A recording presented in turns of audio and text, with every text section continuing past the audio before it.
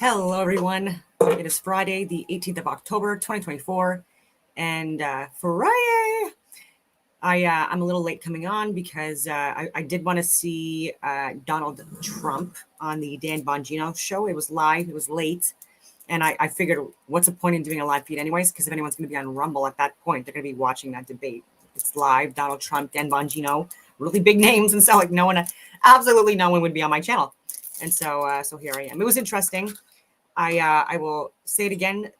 There are still, despite the fact that there's a lot of great things that he has done, there's no refuting that. I'm talking about Donald J. Trump. There are concerns still with COVID, the vaccine rollout, Space Force, his connections with Elon, and would he release the Epstein list if he knew that there's billionaires that he knows and that he's known his entire life that are on that list. Same thing with the JFK files. Like he had said that he was going to release that when he was president, and the reason why he didn't is because he found out that there were people that were friends that were on that list, and people in the FBI and the CIA and Secret Service and role players, military of all levels of governance. Anyway, and he didn't. And the moon landing hoax is, does he think that we've gone to the moon? If he has, is he what we need right now to be the president when there are people that are attempting to stage and plan these fake alien invasions? And anyways, ridiculous stuff. But I mean, would he be able to see through that, right? Even if you look at Justin Trudeau, he has not seen through anything that's happened in the last several years, nor has he admitted to any truth about anything that's happened in previous eras. And so he's still getting things wrong. And that is really dangerous right now in this period in time. Things are getting a little bit fucked up if anyone has been paying attention, which is why I've been doing these live videos. And and so he's friends with Elon Musk, and he was literally at the the last live I don't know what you call it, the convention he had or whatever in Butler, PA. I believe that's where Elon was. And so there's a lot of support there. And so if he knew that the moon landings were faked, if he knew that there's no going to Mars or Jupiter or any of this other bullshit, and that these rockets are not going beyond the firmament, the dome, the radiation belts, whatever you want to call it, it's not happening. And a lot of the stuff that's being shown is it's CGI, it's AI. And it's very obvious to people that are actually looking at this with an unbiased lens. That's ridiculous. But anyway, and I've shared why I believe that in multiple different videos. And so would he deal with that in a way that he needs to, right? Because again, Elon Musk has a lot of influence. He has a lot of wealth. So these are big concerns. Kamala Harris, not a chance in hell, right? She is awful and a radical. And if you looked at her Fox debate or live Q&A, whatever you want to call it, it was a dumpster fire. It was a disaster. She doesn't know what she's talking about, and unless she's reading out a script. And anyway, speaking of her. I've already shared that she's lied about her ancestry, her lineage. She's getting called out for it. People like Candace Owens, she does have fairly significant influence with the mainstream media. I wish she would get more, but I guess she's being blacklisted because what she's sharing is just not conventional mainstream. Who grew up and knew Grandma Barrel, Miss Barrel personally. Take a listen. I see Vice President Harris on the box. Mm-hmm. I sit up straight and I think, my God, she looks so much like Miss Beryl. Yeah. Miss Beryl, because Kamala is very fair-skinned. Right. Was Beryl fair-skinned? Yes, she was. She was? She's very fair-skinned. For me, I would say there was something Irish there. Okay. Nah, that's not Miss Beryl. That's not Miss Beryl. That's definitely not Miss Beryl. There's another person, but could that be Miss Beryl? No, that's not Miss Beryl. That's not Miss Beryl either. This woman put on blackface because she wants to win the election. I don't believe you people. What do you mean, you people? What do you mean, you people? This is Dorothy again, the Jamaican. Yeah, so she keeps on getting exposed. She has shown pictures in books that's been published, so it's on the records. They're literally out there of alleged grandmothers that were dead 4 years before she was even born, and getting the help to be looked at as her grandmother who had more Irish ancestry. Ridiculous. And I like the fact that it's Candace calling this out. I wish more people would. I don't know why Donald Trump's not all over this, or his team for marketing reasons. Like, this is clear proof. Would you trust someone like that to be your president? She's lied throughout her life. And just fake, just so fake. It's ridiculous to me. We've got another one. I've shared this on videos on Rumble. This is regarding Barry, or people want to call him Barack Obama. I've said that there's a lot of compelling evidence to suggest that his birth certificate from Hawaii was edited and altered, and that he possibly was born in Kenya. And here's just more interesting details coming out. Is back making the rounds. Back in 1991, when Barack Obama was completely unknown to the public, he was working with a literary agency that was named Acton and Distal. And this is the biography that they included of Barack Obama. Barack Obama, the first African-American president of the Harvard Law Review, was born in Kenya and raised in Indonesia and Hawaii. Like, he did, by the way, grow up in Indonesia. That's a fact, right? He, like, the first 8 years of his life were spent in Indonesia. He went by the name Barry Satoro. This is the Assisi Catholic Grammar School in Jakarta, Indonesia. And Barack Obama is on his way to becoming its most famous former student. The only record of Obama having attended the school is this old register. And look, it lists his name as Barry Satoro. I'm a firm believer that they are breeding politicians. His background is almost too similar to Kamala Harris's. So Barack Obama is back. So these are short, I know, but I did want to share them because they're very interesting.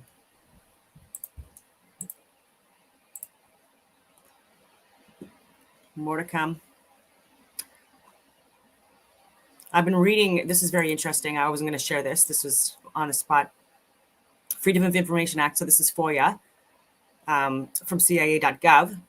Covert Action Information Bulletin Special, the CIA and Religion. It's open source. And yes, I've been reading through this. A proof of release in 2010. 6.9, that's interesting. So I've read through this and the CIA's involvement with so many different, I would say, destabilizing events throughout the world. It's very interesting. Yeah. But I've shared that in other videos. I just wanted to say, if you're interested in this,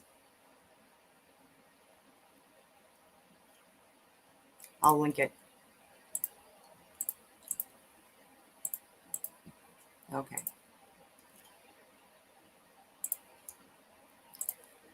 Okay, this is something I wanted to show. It's with Ian Carroll. Again, it's with Danny Jones. There's a lot of good information in here that I wanted to share. John Kiriakou, So on with who it. was on here a couple weeks ago. John Kiriakou, who was he was a whistleblower against the torture program for the CIA. He worked for the CIA for 20 something years, and then they eventually put him in prison for blowing the whistle on the torture stuff. Classic. And he dealt with the Mossad a lot during his career, and he told me that at one point he learned that Israel, or the Mossad, has like over 200. There's a difference when you have an agent in a country, right? Like we have CIA, it's in Israel, and Israel has Mossad, that's here.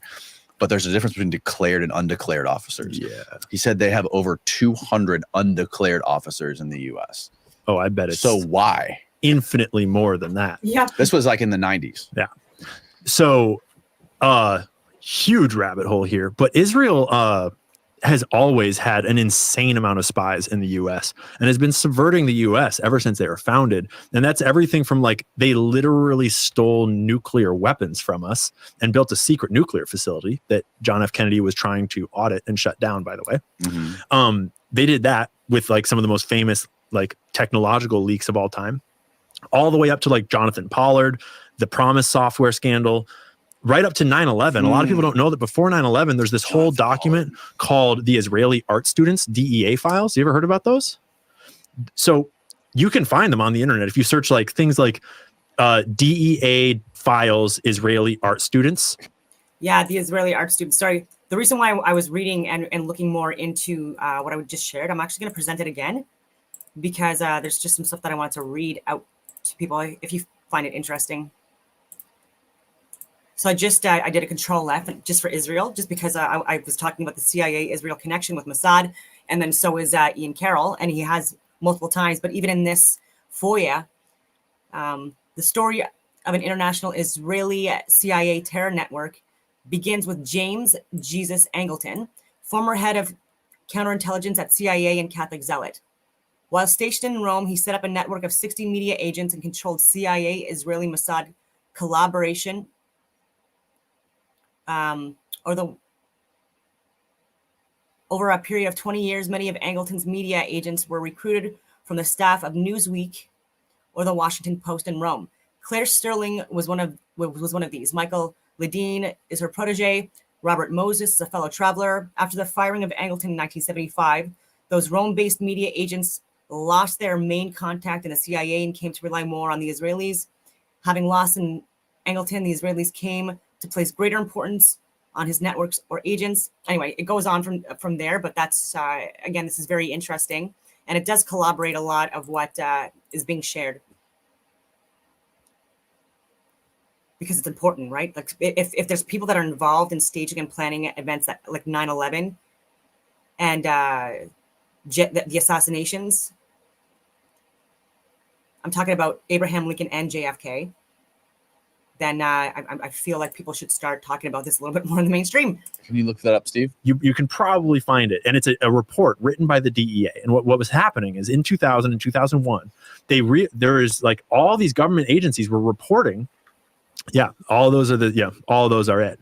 And what they were doing is they like at first no one realized what was happening because there was these like people walking into like the DEA office in like whatever in Orlando, Florida. Yeah. And they were saying like, hi, I'm an art student from Israel representing this university and I would like to sell you some art. Are you interested in looking at any art? Is there anyone I can show this art to? It's like, why the fuck are you in the DEA's office? Like, or any other government building? Like they were just going to all these government buildings posing as Israeli art students trying to sell art. And as they started to report it up the chain realized that this was happening all across America. It says Tampa. Yeah. An All incident across report America. of DEA Tampa has revealed much information related to these individuals. DEA agents in Tampa district office questioned the team leader of a group of 9 individuals at length. The team leader stated that he purchases the paintings for $8 to $10 from an individual in Hollywood, Fort Lauderdale, Florida area. What the That's fuck? all a cover story though. That's all just made up bullshit. Okay. And so the thing about this document is it's actually super lengthy and it's really hard to get to the bottom of what it is if you don't read the whole thing. Mhm. But what it is it's all across America in 2000 and 2001, the Mossad was running a massive surveillance campaign on all of our government buildings. And this was their cover was Israeli art students. And they were using it to gain access to the buildings and then to surveil the buildings, to write down blueprints. A lot of these people were actually ex like Israeli intelligence that had backgrounds in explosive experts, in surveillance technology and wiring, just things that like go into that building. And were they wiring these paintings and trying to sell them to them? I don't think so. No, Okay. maybe it's hard to say. Like, we don't know entirely because a lot of them, like once they started to get caught, they would change their stories around a lot. Some of them got stopped and interviewed a lot, but they never really could act on it a whole lot. Oh, WikiSpooks is a whole rabbit hole. WikiSpooks? Do you know about WikiSpooks? No. Oh, you're going to love it, dude. Oh my WikiSpooks God. is Wikipedia for fucking tinfoil hat conspiracy theorists. And it is the coolest resource. And it's a link just like you would think. The best one to start on is 9/11 Wikispooks because it's the most like complete. Oh, It's no, not- I clicked on that. It doesn't have everything. And it's certainly 9/11, Israel did it. yeah. So you have to obviously double check everything that's on Wikispooks thoroughly. No. But it is a really fun resource to get you going because it's like nothing's held back. It's all there and it's all linked, and it's not all true, but it is actually a really cool. It's just so much fun. But Right. The It's the Israeli- opposite. It's the opposite of Wikipedia, basically. It's like exactly, because right. Wikipedia is all controlled. they hold back all the fun stuff. Where if you're on Exactly. Wikispooks, you're like, hold on, you're going the other direction now. You're like, Bingo. hold on, you Yeah. guys are going you way too compare far the with two this. and you wind up somewhere in the middle. Yeah. But anyways, the Israeli art students is just an obvious example of like massive Mossad spying on the US. And it's like the Mossad has this other unique angle that is kind of hard to talk about because the CIA has to recruit members, right? They have to recruit and then send you out, or at the very best, like you already have this, you've got this tech company and they can approach you and be like, yo, you want to like work together for whatever reason, but you have to have an incentive that'll make a person want to work with the CIA. And then you also have to worry, like if you're going up to this Russian businessman and trying to get him to like work for the CIA, you have to also worry that he's actually going to play you and actually be working for KGB or something like that. There's all these complicated things you have to consider if you're going to run intelligence ops. Mm-hmm. But Mossad has this other angle where they represent the Jewish state and they represent the only hope for the Jewish people, like by sort of the Israeli narrative, right? And so Jews all around the world have this inherent, like trained religious incentive to support Israel. And so it's a difficult thing to talk about because it's easy for it to sound like you're saying all Jews are in on some global conspiracy, which is not what I'm saying. Right. What I'm saying, Jews. it's the Jews.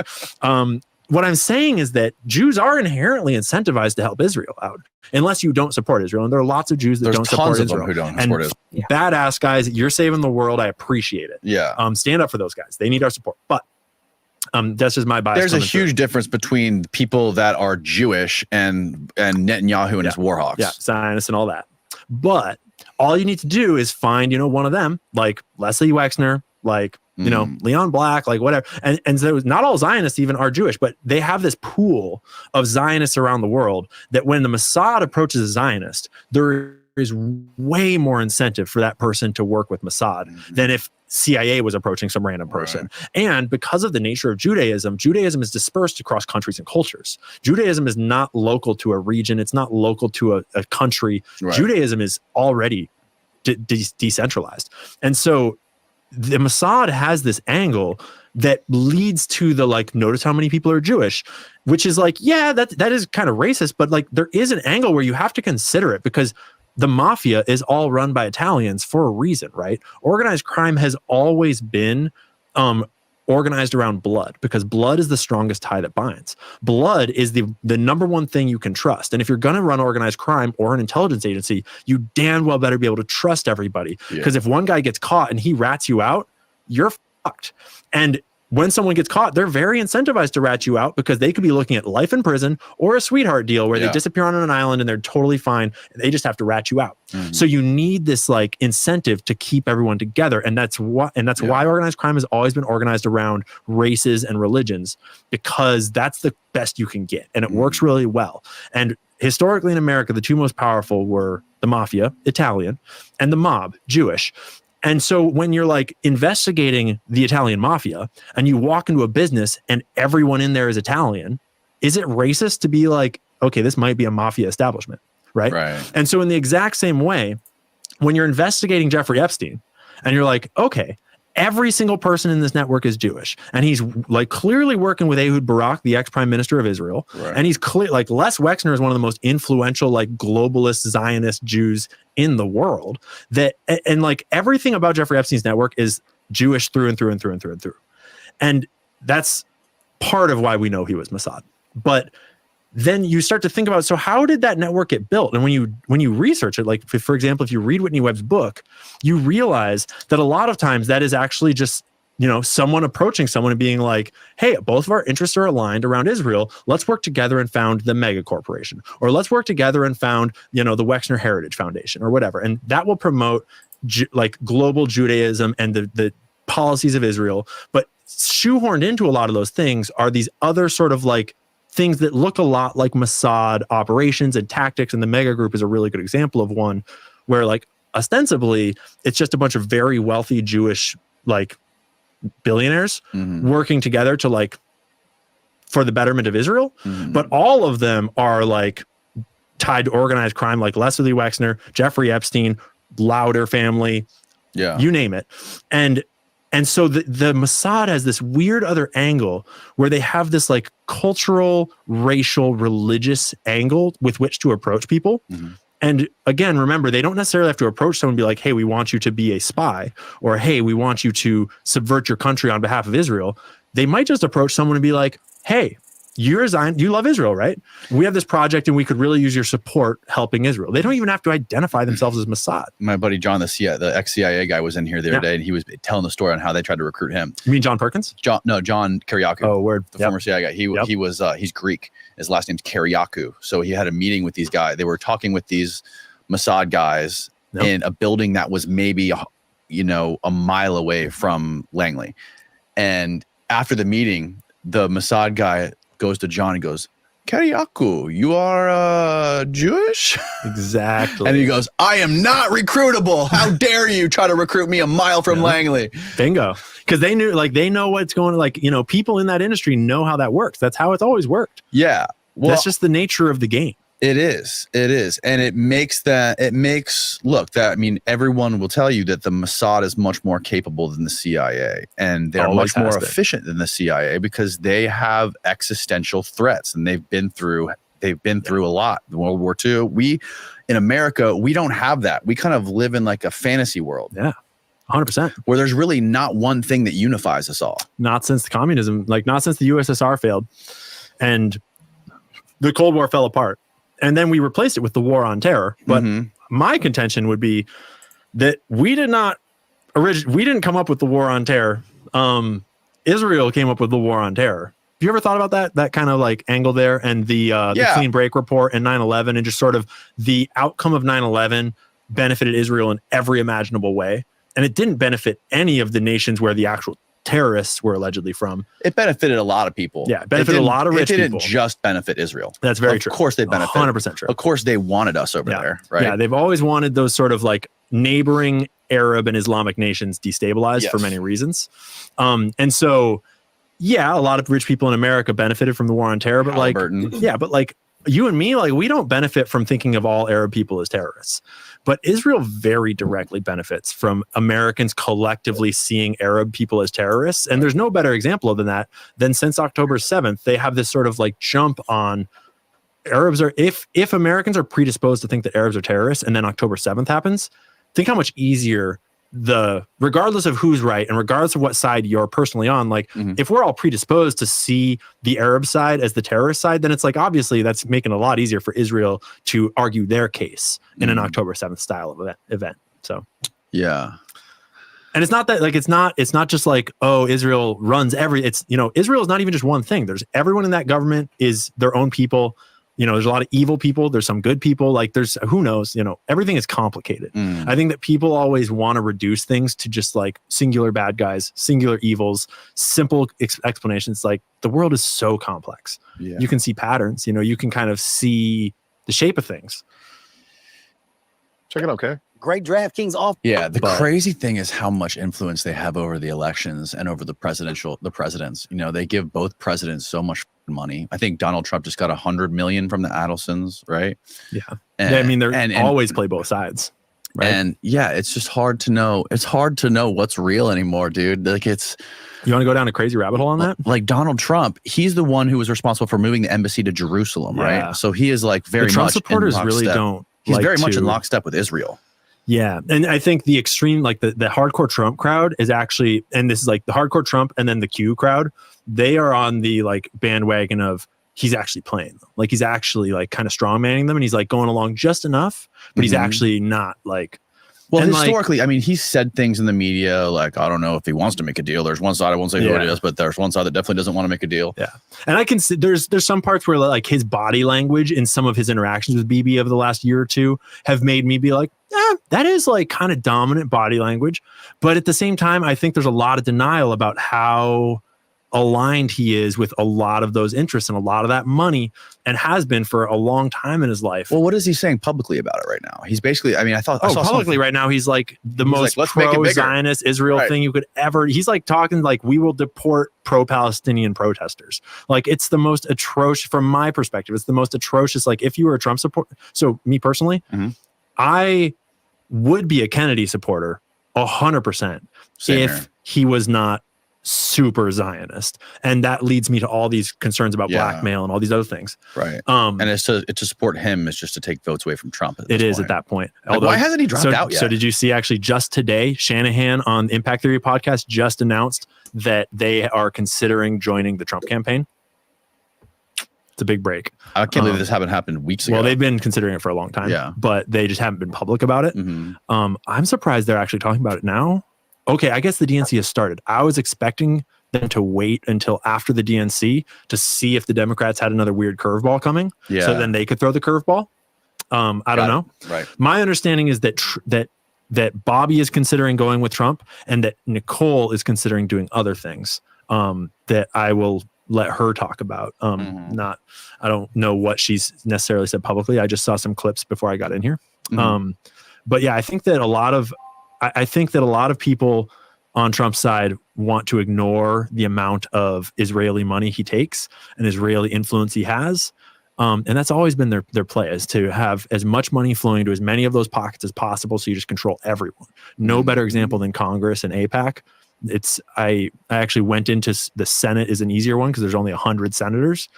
And when you look at all 100 senators today, 93 of them took AIPAC money on the road to winning their seat. And yeah, you were showing this on your Twitter. You were showing like their website where it shows like this many votes won, this much money contributed. Like they're bragging about it openly. And and a lot of people think it's like the more money they pay, the more influence that. Not really. It's like they just need to win the seat, right? And so in an easy race, maybe they only need to contribute a little bit. Maybe in a really hard race, like they need to put in millions and millions of dollars to defeat someone.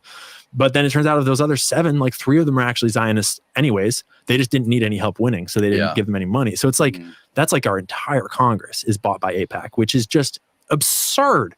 And just another funny JFK coincidence is that JFK had literally sent the paperwork to AIPAC, well, the precursor to AIPAC, for them to register under FARA the month before he got shot.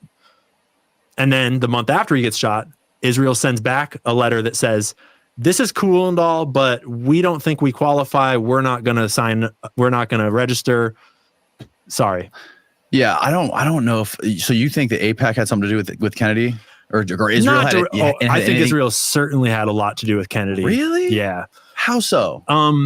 I don't think AIPAC. I don't think not AIPAC. AIPAC just didn't become Israel powerful until the 80s. Just the Zionists in general, just the Zionist cause. Like this is during the most important time in Israel's history. Israel has just been founded, and they have just started stealing nuclear. They have just stolen nuclear material from the United States, from NUMEC, and they are building nuclear bombs. And from the Israeli perspective, they're a new state that was literally founded by organized crime, along with Rothschild banking money, along with a bunch of paramilitary groups that were later classified as terrorist groups because what they did was so atrocious.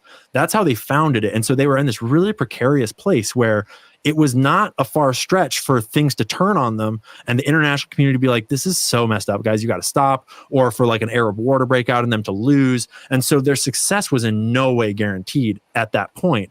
And they had realized, like probably from the very start, that if we had nukes, our survival is pretty much guaranteed.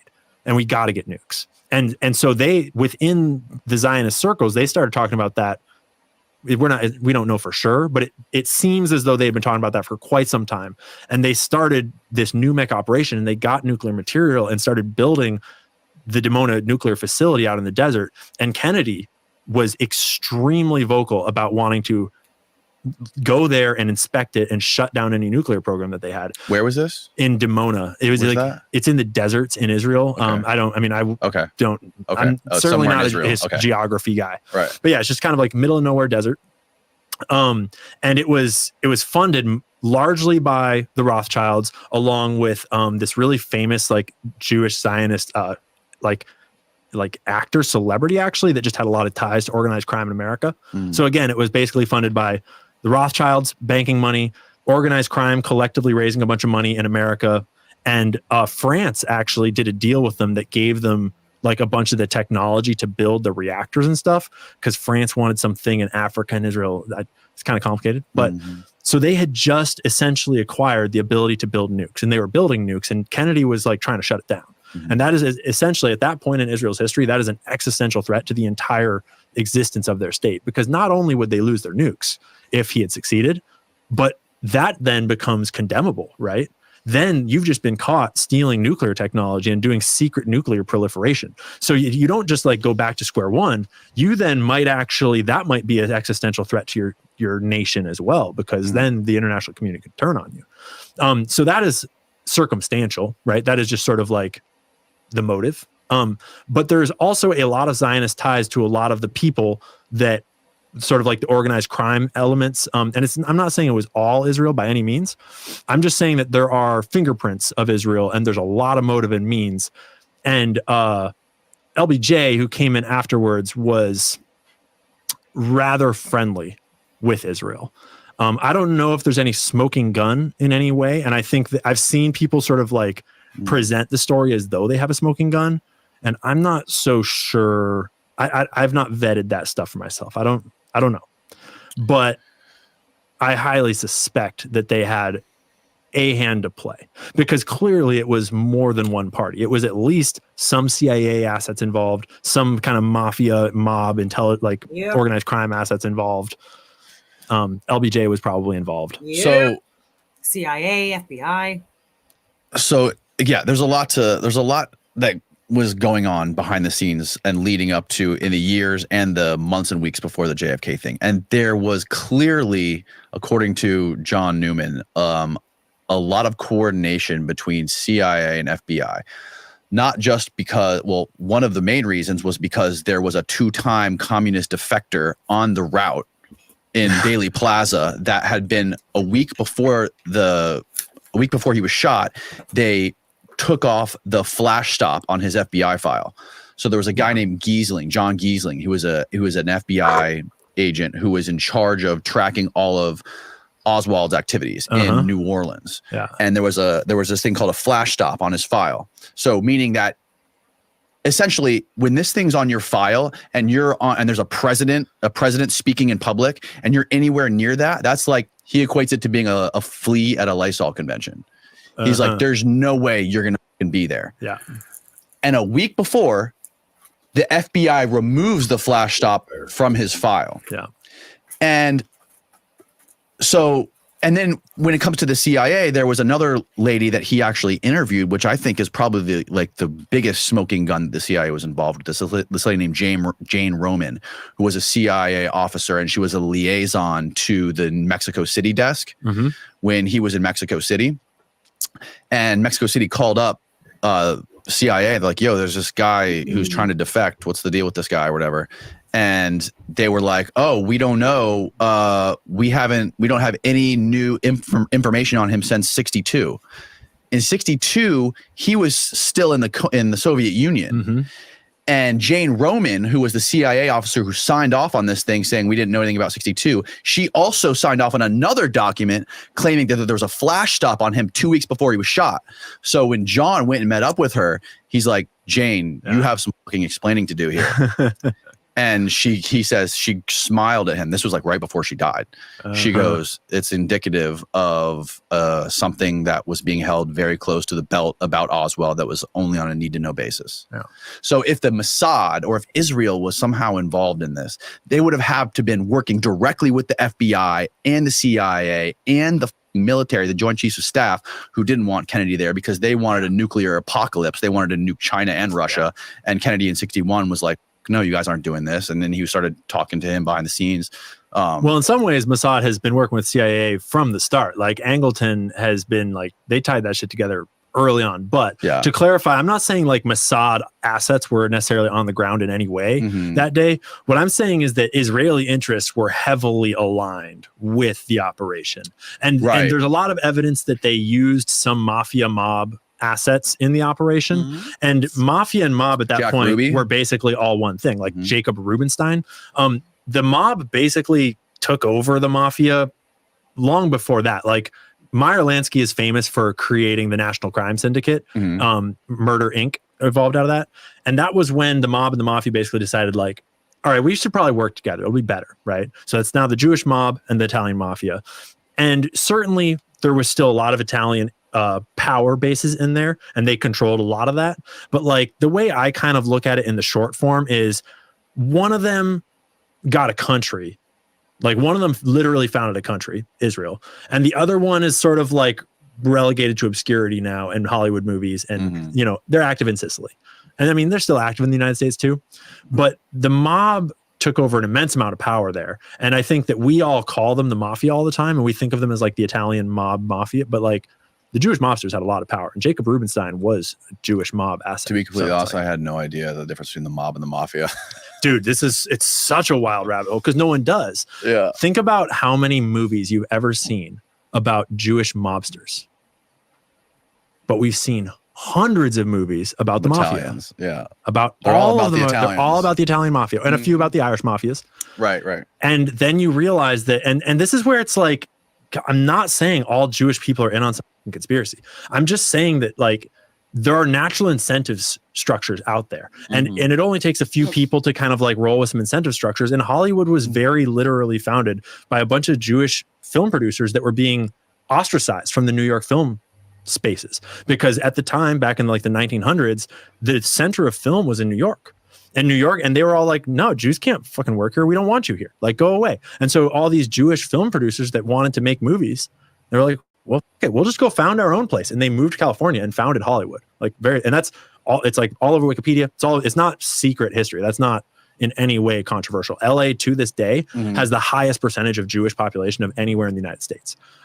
Because it was the safe haven all of a sudden for Jewish people, because Hollywood was founded by them. And so they naturally, like, they have always been a major presence in Hollywood. And so it could just be a coincidence, but it's like glaringly obvious when you think about how many movies have been made about the Jewish mob and how many have been made about the Italian mafia. And most people don't realize that the Jewish mob had at least as much power as the mafia, if not more. Like Meyer Lansky is the one that is famous for having photos of J. Edgar Hoover going fellatio on his boy. And so Meyer Lansky was the one that allegedly had control over the FBI to keep the FBI on a leash during that whole like 3-decade time period when organized crime went from like a couple of street gangs to like an international crime syndicate that's running liquor everywhere. And then that turns into drugs and prostitution, everything else. So it's like they held so much power throughout that. And then they literally like organized crime in America, the Jewish mob, they just sold a whole bunch of extra weapons and ammunitions and everything from World War II to all the people that were busy founding Israel. So like the organized crime, the Jewish mob in America was absolutely instrumental to the founding of Israel, because you can't found a country through war if you don't have weapons, right? The Haganah and Irgun and the Stern Gang, they were all armed by the Jewish mob.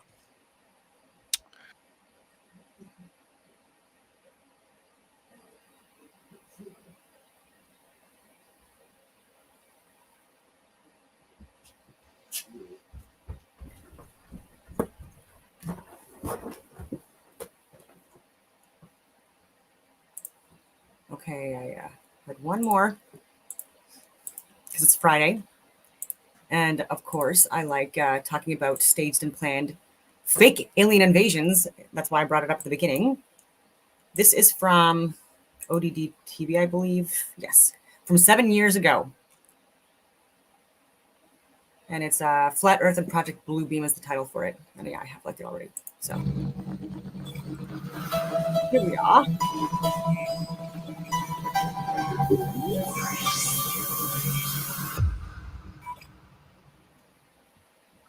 In the 1980s, President Ronald Reagan gave a series of speeches basically saying that people of the Earth would unite if faced by an out-of-this-world alien threat. I couldn't help but say to him, just think how easy his task and mine might be in these meetings that we held if suddenly there was a threat to this world from some other species from another planet outside in the universe. We'd forget all the little local differences that we have between our countries, and we would find out once and for all that we really are all human beings here on this earth together. In our obsession with antagonisms of the moment, we often forget how much unites all the members of humanity. Perhaps we need some outside universal threat to make us recognize this common bound. I occasionally think how quickly our differences worldwide would vanish if we were facing an alien threat from outside this world. At the time, nobody knew exactly what he meant, but they thought that he meant well. It wasn't until the 1990s when George H.W. Bush started to push the New World Order to the public that people began to understand the unity that Ronald Reagan spoke about. Out of these troubled times, our fifth objective, a new world order, can emerge. We have before us the opportunity to forge for ourselves and for future generations a new world order. When we are successful, and we will be, we have a real chance at this new world order. It is a big idea, a new world order. Such is a world worthy of our children's future. A world in which there is the very real prospect of a new world order.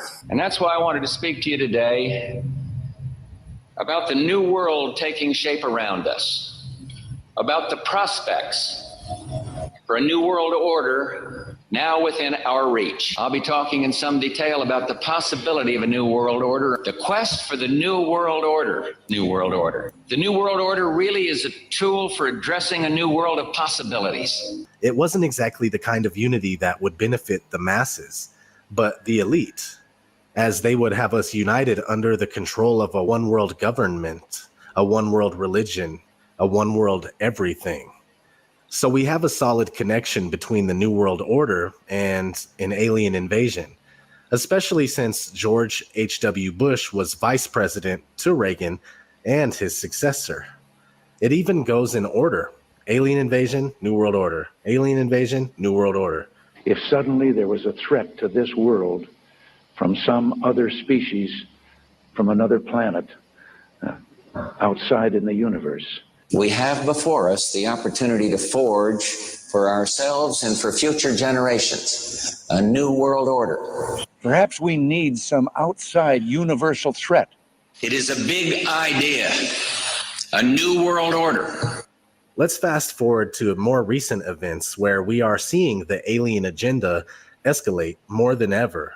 2014, Bill Clinton talks about aliens on Jimmy Kimmel. Take a quick break. But when we come back, I hope you will indulge me in something, because I want to ask you about your access to the files on the UFOs. Okay? President Clinton is here with us. We'll be right back. President Bill Clinton is here with us. So if I was president, and I won't be, let's be honest, the first thing I would do after putting my hand on that Bible and taking that oath to serve the country is I wouldn't even probably finish the oath. I would run to the White House. I demand to see all the classified files on the UFOs. Because I want to know. I'd want to know what has been going on. Did you do that? Sort of. Sort of. Yeah, we had I think it was at the beginning of my second term, we had the anniversary of Roswell. You waited that long? I did. Wow. Well, I didn't. And then there's also Area 51. You remember there was a great sci-fi movie where there was an alien kept deep under the ground in Area 51. Well, first, I had people go look at the records on Area 51 to make sure there was no alien down there. And people thought that because everybody who works there has to stop about an hour away and put on special clothing and then drive in and out. And that's because a lot of our stealth technology is made there. We know that now, but there are no aliens there. So then when the Roswell thing came up, I knew we'd get, gazillions of letters. So I had all the Roswell papers reviewed, everything. So I think, look, what do we know? We know now we live in an ever-expanding universe. We know that there are billions of stars and planets literally out there, and the universe is getting bigger. We know from our fancy telescopes that just in the last 2 years, more than 20 planets have been identified outside our solar system that seem to be far enough away from their suns and dense enough that they might be able to support some form of life. So it makes it increasingly less likely that they might be able to support some form of life. So it makes it increasingly less likely that we're alone. Oh, you're trying to give me a hint that there are aliens. No, I'm trying to tell you I don't know. Oh, you're trying to give me a hint that there are aliens. No, I'm trying to tell you I don't know. Oh. But if we were visited someday, I wouldn't be surprised. I just hope that it's not like Independence Day. Yeah, right. That it's a conflict. Well, now we have friendly Maybe the only way to unite this incredibly divided world of ours. They're out there. We better think of how all the differences among people on Earth would seem small if we felt threatened by a space invader. That's the whole theory of independence. You're right. Everybody gets together and makes nice and, Perhaps we need some outside universal threat. 2015, Barack Obama talks about aliens on Jimmy Kimmel. Yeah. This is something I feel like if I was the president, and it's unlikely that that is ever going to happen. You never know. If I was the president. It was unlikely that I was going to be president. The moment I was inaugurated, my hand would it'd still be hot from touching the Bible, and I would immediately race to wherever they have the files about Area 51 and the UFOs, and I go through everything to find out what happened. Right. Did you do that? That's why you will not be president. That's the first thing that you would do. The aliens won't let it happen. You reveal all their secrets. They exercise strict control over us. Now, there are a lot of people that are going to examine your facial expressions here, every twitch, everything, and say, and of course, so did you look? Did you see? Did you explore? I can't reveal anything. Oh, really? Because President Clinton said he did go right in and he did check, and there was nothing. Well, that's what we're instructed to say. All right. 2016, Hillary Clinton talks about aliens on Jimmy Kimmel. When we had your husband, President Clinton, on this show, he said, I asked him about UFOs in Area 51, and if he looked in, because if I was president, that's the first thing I do. I go right into those files and see what was going on. Right. And he said that he did do that. Yes. And that he didn't find anything. Well, I'm gonna do it again. Yeah, why not? Right? And there's a new name. It's unexplained aerial phenomenon. Unexplained aerial phenomenon, Yep, really? Yep, UAP. That's the latest nomenclature. I like the old one. I like UFO. I don't know why. Well, I think we can use them interchangeably, but I would like us to go into those files and hopefully make as much of that public as possible. If there's nothing there, let's tell people there's nothing there. What if there is something there? Well, if there is something there, unless it's a threat to national security, I think we ought to share it with the public. Well, what if everybody's all hopped up on medical marijuana and everybody gets paranoid? I would love it. That's why I want more research. If you share it with me, I'll decide what is the best course of action. I really have my ear to the ground. Well, I'm more than happy to do that. In my line of work, you got to keep repeating things over and over and over again for the truth to sink in, to kind of catapult the propaganda. Excuse me. So you see, what used to pass for a tinfoil hat theory is now being pushed by the mainstream and accepted on a wide scale. In fact, the popular theoretical physicist Michio Kaku seems to be a pawn for programming the masses with the belief in aliens. A crisis of leadership. We've been talking about this all week. But what if there was some sort of outer space crisis? An alien invasion sounds crazy, perhaps, but then who thought we'd ever see the stock market swing 5% a day all week long? So maybe it's not as far-fetched as it sounds. If aliens invaded, who would step up to lead us in that fight, and could we even win? That's just one of the questions the Discovery Channel's new series, Curiosity, looks at. Joining me now is physics professor Michio Kaku, who is a consultant for the series. Professor, welcome. The biggest question before we get any invasion is, do aliens even exist, and how would we know? Well, the Kepler satellite currently orbiting in outer space has identified about 50 planets that seem very much Earth-like. In fact, every week we discover another Jupiter-sized planet in outer space. Now, to be sure, most of them probably have no more than microbial life, just germs.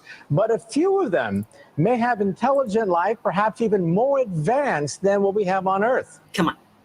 Now, so how does this actually work? When Discovery decided they were going to do a show on alien invasions, your phone rings because you're on the sort of speed dial for theoretical physicists who can help them do the war game for how this might play out? Well, believe it or not, we physicists have actually studied the question of what happens if we do encounter a hostile advanced civilization in space. Open your mind to the possibility that one day we will make contact with an intelligent civilization in outer space that could be thousands, millions of years ahead of us in technology. The Kepler satellite has identified 2,000 planets orbiting other star systems. So tonight, when you look at the night sky, realize that somebody could be looking back at you. Now, if there is a life form out there, they could be literally millions of years ahead of us. The universe is 13.7 billion years old, so a million years is nothing compared to the age of the universe. I mean, we have nothing to offer them. Are we going to get answers in our lifetime about this? Well, next we're going to focus our radio telescope to see whether we can eavesdrop on their I Love Lucy. Maybe they too have, Leave It to Beaver and TV shows like that. So we're going to focus our radio efforts now on this star to see whether there's any regular radio emissions from that planet. Oh, it's so exciting. Mitchio, thank you so much for joining us. Yeah, my pleasure. The big question of, do you think there's intelligent life elsewhere out there? Do you think there is? And if there is, do you think it's visited us before? Well, the big question is there intelligent life on the Earth? And I think not, by looking at the presidential debates. However, we have to look at the fact that just this week, NASA released the fact that 1,200 planets were discovered by the Kepler satellite just this past week. We always learned in school that there were 9 planets if you wanted to include Pluto. Yes, if you did or if you didn't want to. But with all the newfangled telescopes out there and in space, the discoveries seem to keep coming. So Linda Schmidt tells us about NASA's biggest haul yet. NASA's Kepler Space Telescope has made a groundbreaking discovery: 1,284 new planets. This NASA animation shows that it is the single largest collection of planets that have ever been found. I think it's really exciting to find that when you look up in the star, at the stars at night, many of those stars have planets just like our solar system. And now we know that for sure. And so we now know that perhaps there are 1 billion Earth-like planets in our backyard, the Milky Way galaxy. Go out tonight and have an existential shock, looking at the night sky, realizing that there are probably 1 billion planets that are Earth-like. I think I only had to memorize 8 of them in school. I think I got off easy. Right. And to think that we're the only game in town, I think is kind of presumptuous. But that question, though, the idea that there is intelligent life and it's been here, do you think we've been visited by extraterrestrial intelligent life? First of all, I think they're out there, okay? To kind of catapult the propaganda. Whenever a mainstream scientist says anything about anything, there are millions upon millions of people willing to form their belief system around the statements of that scientist. So here we are in 2016. And when you look at any online poll as to whether aliens exist or not, the belief in aliens always wins by more than half. So we have passed the tipping point for critical mass, which perfectly sets the stage for a Project Bluebeam fake alien invasion. Even though what we call outer space is not what we think it is, and we have never been to the moon or past low Earth orbit for that matter, NASA admits this on numerous occasions while you're not even paying attention. NASA's next spacecraft, already being built and tested across America, will do those things and more. This is the spacecraft that's going to take humans to explore the solar system. It's the next big step for NASA in exploration. Called the Orion Multipurpose Crew Vehicle, or MPCV, this next-generation spacecraft will enable America to explore beyond low Earth orbit. As we get further away from Earth, we'll pass through the Van Allen belts, an area of dangerous radiation. But Orion has protection. Shielding will be put to the test as the vehicle cuts through the waves of radiation. Sensors aboard will record radiation levels for scientists to study. We must solve these challenges before we send people through this region of space. Plan that NASA has is to build a rocket called SLS, which is a heavy lift rocket. It's something that is much bigger than what we have today, and it will be able to launch the Orion capsule with humans on board, as well as landers or other components to destinations beyond Earth orbit. Right now, we only can fly in Earth orbit. That's the farthest that we can go. And this new system that we're building is going to allow us to go beyond and hopefully take humans into the solar system to explore. So the moon, Mars, asteroids, there's a lot of destinations that we could go to, and we're building these building block components in order to allow us to do that eventually. So this leads me to flat Earth and why, if we knew the Earth is flat and enclosed by an impenetrable barrier, Project Bluebeam would not work. If we all understood the truth about where we live, most likely the belief in aliens would be very rare. But since they lie to us and would have us believe that there are billions of galaxies and billions of other planets, the belief in intelligent extraterrestrial life becomes the norm. Not only that, though, outer space and alien programming have been underway for quite some time. From a trip to the moon in 1901 to 10 Cloverfield Lane in 2016. The Tavistock Institute and Hollywood have been hard at work trying to introduce the masses to new ideas and manufacture our opinions. They've done a great job. We went from knowing that aliens don't exist to believing in aliens 100% without a shred of evidence. UFOs, on the other hand, are very real, unidentified flying objects. But all it is suppressed top secret government and military technology. They will utilize these top secret crafts to trick us into believing in an alien threat. They will also use holographic projections and something like the silent subliminal presentation system that can beam voices into our heads, which has already been patented for years now. Look it up. While you're at it, look at hologram technology that's already been used to show Michael Jackson on stage and even Tupac performing as well. One last note, pay attention to the timing of alien programming. For instance, Hillary talking about aliens on talk shows and promising to disclose classified information about extraterrestrials when in office, and the release of Independence Day 2. The timing of these things says a lot in itself. This has been ODD TV. Thanks for watching. Always good. Anyways, less than an hour to this time. So on that note, I will leave it at that. And I hope that everyone has a, let me go on here. On that note, I will leave it at that. And I hope that everyone has a wonderful rest of your day.